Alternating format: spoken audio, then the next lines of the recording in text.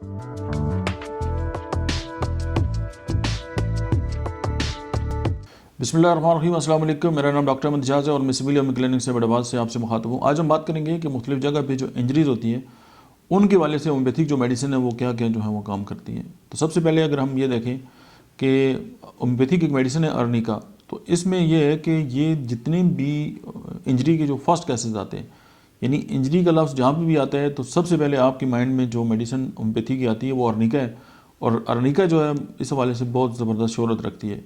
और इसमें एक ख़ास बात यह है कि वो तमाम ज़ख़म जिसके जो वाउंड जो हैं वो ऊपर से जो उनकी जो मुंह है वो बंद होते हैं, यानी कि वो कंसील्ड वाउंड होते हैं और उनसे ब्लीडिंग जो नहीं होती। क्योंकि अर्निका का एक बात यह है कि ये पूरी बॉडी के अंदर जो सर्कुलेशन ऑफ ब्लड है उसको तेज़ कर देती है, जिसकी वजह से अगर वो ज़ख़म जो है वो खुला हुआ है तो वहाँ से ब्लीडिंग होना स्टार्ट हो जाती है। तो दैट्स वाई ऐसे तमाम ज़ख़म जिनमें वो खुले हुए हों या ऊपर से मतलब है कि जो उनकी स्किन है वो रप्चर हो चुकी हो तो वहाँ पे अर्निका जो है नहीं दी जाती।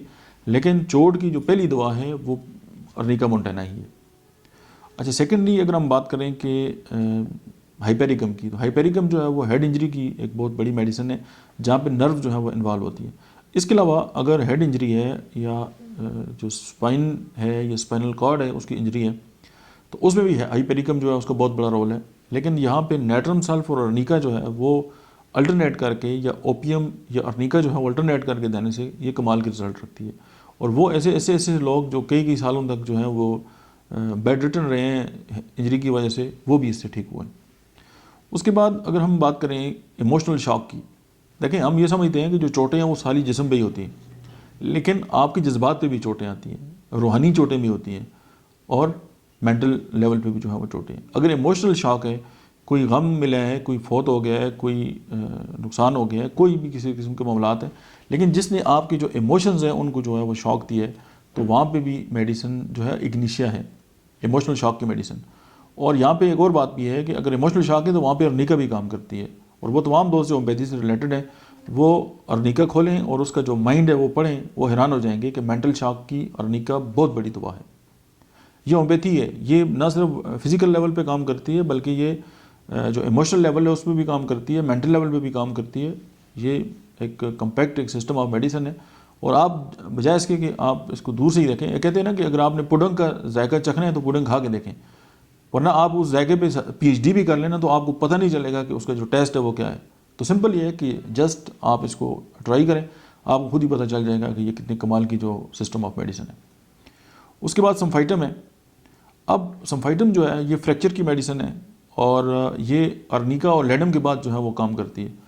और सम्फाइटम जो है ये इसको हम कहते हैं ये हड्डी जोड़ने की दवा है।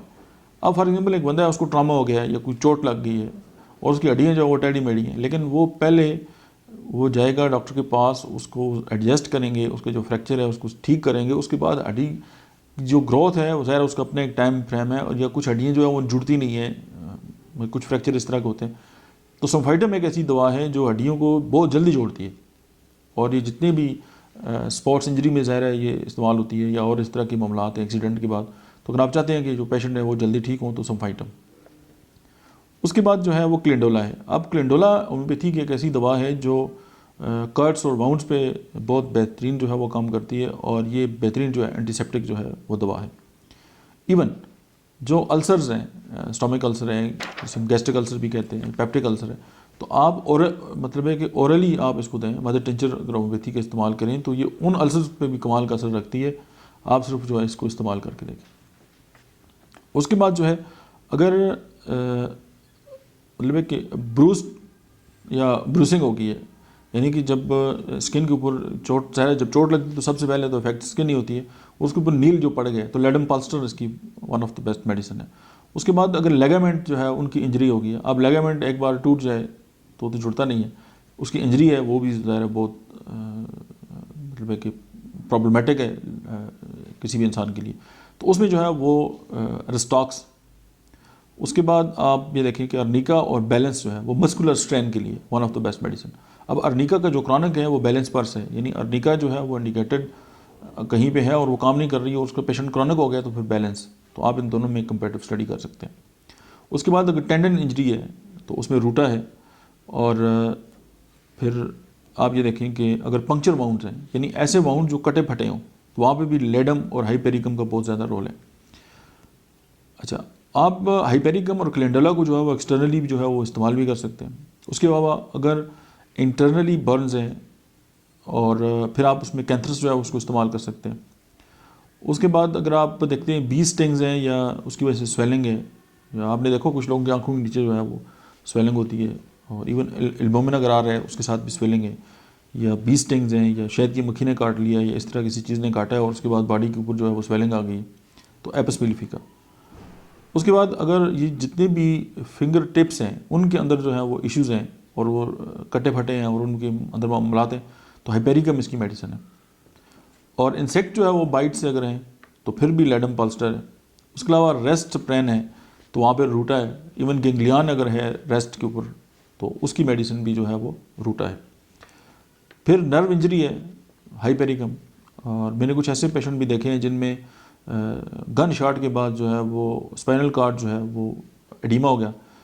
अब दुनिया की सारी किताबें कहती हैं कि इसका कोई ट्रीटमेंट नहीं है, पैरालाइज्ड हो जाता है इंसान और देयर इज़ नो ट्रीटमेंट।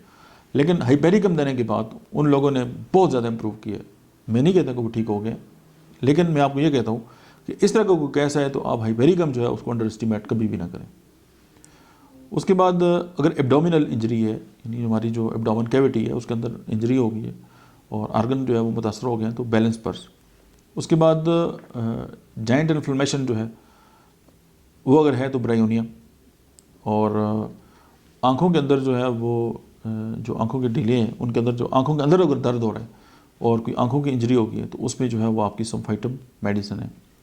और ब्लैक आई मतलब अगर हो गई है तो फिर लेडम पाल्स्टर है, और अगर हीट स्ट्रोक है तो बेलाडोना। ये वो मेडिसिन है जो ओवरऑल जो आप इसको अगर कोई ये लेक्चर सुन के ना सिर्फ स्पोर्ट्स इंजरी का डॉक्टर बन जाए और सिर्फ ये कहे कि मैं जो चोटें हैं सिर्फ उनका इलाज करूँगा, तो मैं ये समझता हूँ कि उसके लिए ये जो हमने अद्वियात अभी आपके सामने बयान की ये सारी उसके लिए काफ़ी है। क्योंकि होम्योपैथी जो है वो हर एक इंजरी की अलग से दवा है और उसकी रूट काज को देखती है कि वो रूट काज जो है वो क्या है। अब जैसे गन शॉट है तो गन शॉट की जो जख्म है आपने देखा होगा वो पंक्चर वाउंड होते हैं, वो कटे फटे होते हैं, तो अब वो वहाँ पे हाइपेरिकम है। अब नर्व इंजरी है हाइपेरिकम है, टेंडन इंजरी है अरिस्टॉक्स, टेंडन मतलब है कि रूटा। अब हड्डियों के अंदर दर्द हो रहा है, समटाइम ये होता है कि हड्डी के ऊपर जो है बारीक सी झिल्ली होती है उसके अंदर जख्म होता है, किसी रिपोर्ट में टेस्ट में नहीं आता, लेकिन वो दर्द ठीक नहीं होते, लोग कई साल जो है वो डॉक्टरों के चक्कर लगाते रहते हैं, रूटा। अच्छा, मोरों के अमराज में जो है वो मोरे जो है वो अपनी उनकी जो थोड़ी सी डिस्लोकेट हो जाते हैं और उसके साथ मसाइल पैदा होना शुरू हो जाते हैं, ऑस्टियोफाइट्स बन जाते हैं, रूटा। और रूटा का जो क्रॉनिक है वो गलगेरिया फ्लोर है। तो ये चंद जो है वो ट्रॉमेटिक जो मेडिसिन थी वो मैंने आपके सामने रखी है। मुझे उम्मीद है कि ये आपकी बहुत काम आएंगी, लेकिन एक डिस्क्लेमर है कि कोई भी दवा किसी होम्योपैथिक डॉक्टर के मशवरे के बगैर इस्तेमाल ना करें। बार ये हुआ कि हमें फीडबैक आती है जी कि हमने आपका लेक्चर सुना और हमने फ़लाँ दवाई स्टार्ट कर दी और हमें बड़ा फ़ायदा हुआ। ये फ़ायदा होना तो ठीक बात है, लेकिन असल बात ये है कि आपकी जान हमारे लिए बहुत इंपॉर्टेंट है और बहुत कीमती है। तो किसी डॉक्टर से मशवरा कर लेने में कोई हर्ज नहीं है, खुद डॉक्टरी जो है उससे इज्तनाब ही करें तो बेहतर है। Thank you very much.